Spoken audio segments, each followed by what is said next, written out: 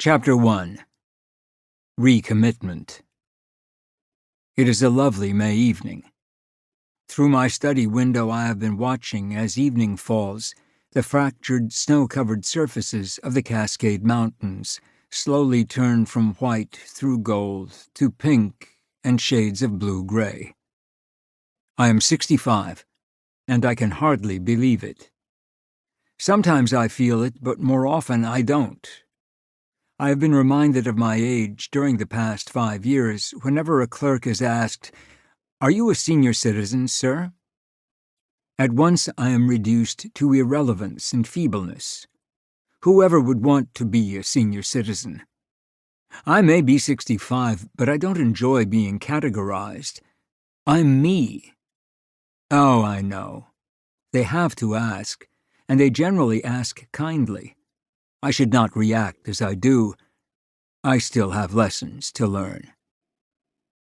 But that is just my point. I'm still learning new things, exciting things about life, about myself, about, well, everything. I'm still changing, still becoming.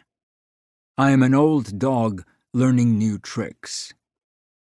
It can be dismaying and disappointing, of course. At times I find myself filled with regret and a sense of loss. I keep saying, oh, if only I had known this or that 40 years ago, how different life might have been. But I can't ever let the dismay overwhelm me. For one thing, I see the frightening spectacle of many of my peers who for years have stagnated in routines and have stopped growing. In some sense, they even seem to have stopped living. They react like aging editions of what they were as youths, not more mature, so much as more dull, youths with no fire left, more cautious, more rigid. I'm less in touch with them than I used to be. But on the other hand, I find new friends among people less than half my age who happen to be learning some of the same things I myself am learning. Perhaps this, more than anything, preserves a youthful disposition in me. My body is aging. I creak here and there. I tire more easily. I sometimes sleep poorly and I eat less. When I get out of the shower and see my reflection in the mirror, I realize I'm not Michelangelo's David. Indeed, I never was. I'm almost bald and I'm the wrong shape. But despite the reminders of the approaching grave, I am being renewed inside constantly. I'm motivated most of the time. It may be harder to learn new things.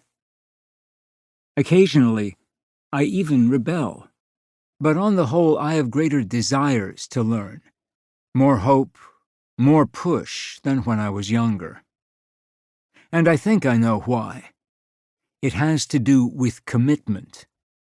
For commitment, real commitment, can carry you beyond the aging process in spite of degenerative changes.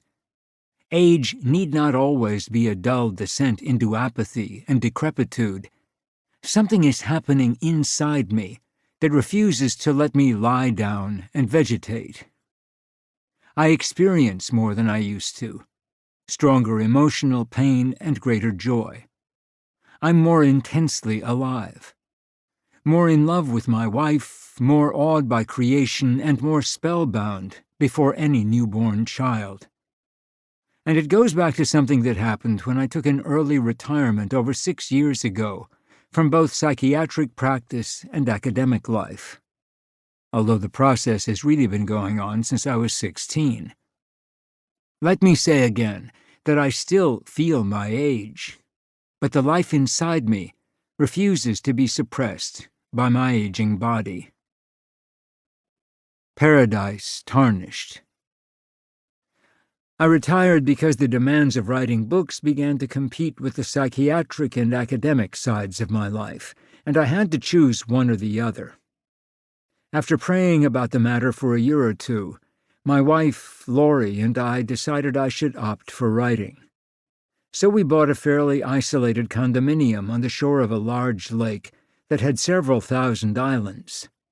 There I could write in solitude.